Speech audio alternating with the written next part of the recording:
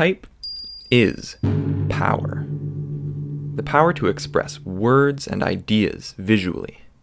It's timeless, but always changing.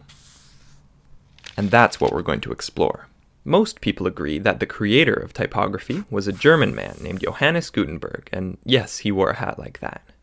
Before Gutenberg came along and revolutionized the world of communication, books needed to be scribed by hand, usually by monks, which was very time-consuming and expensive. So Gutenberg created blackletter, the first ever typeface, modeled after the writing of the scribes. Blackletter has thick vertical lines and thin horizontal connectors, which made it great for scribing, but it looked very dense and squished together when printed. Something needed to change. Enter Roman type.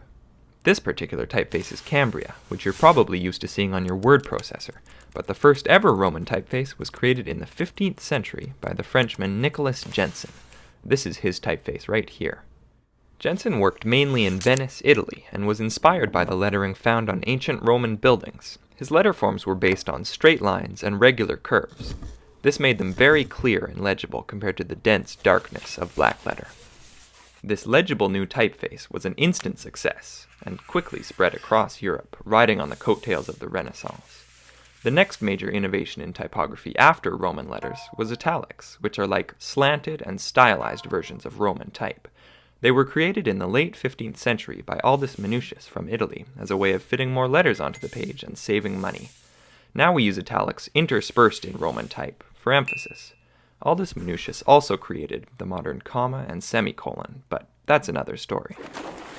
Type development stayed fairly stagnant until the 18th century in England when William Caslon created a typeface that set a new standard for legibility. While it wasn't anything radical, it was just what the world was looking for. The style of Caslon's typeface is now referred to as Old Style.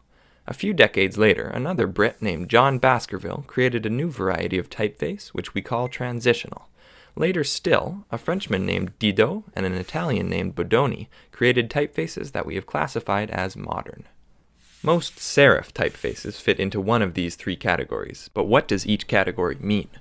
An old-style typeface has letters that have thick serifs and low contrast between thick and thin strokes. A transitional typeface has letters with thinner serifs and a higher contrast between thick and thin strokes. And a modern typeface has letters with very thin serifs and extreme contrast between thick and thin strokes. Next, William Caslon's great-grandson, named William Caslon IV, got sick of all of these serifs, so he decided to remove them entirely and made a new kind of typeface called a sans serif. It didn't catch on immediately, but would eventually get really big. During the Second Industrial Revolution, advertising created a need for new typefaces. Letters were made taller and wider, mainly used in large sizes on posters and billboards. Things got pretty weird, but one happy result of all of this experimentation is Egyptian, or slab serif. It has really thick serifs and is usually used for titles.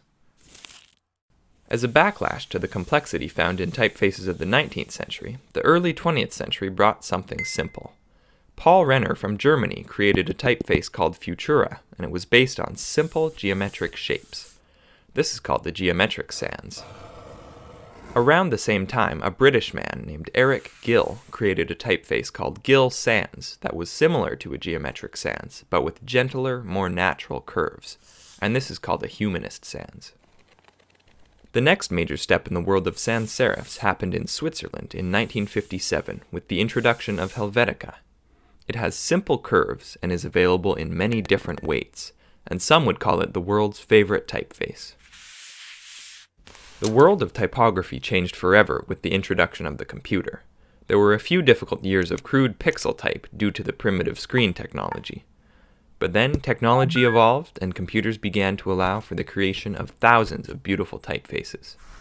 And the odd dud. But now anyone has the freedom to create their own unique typeface. And that is the history of typography.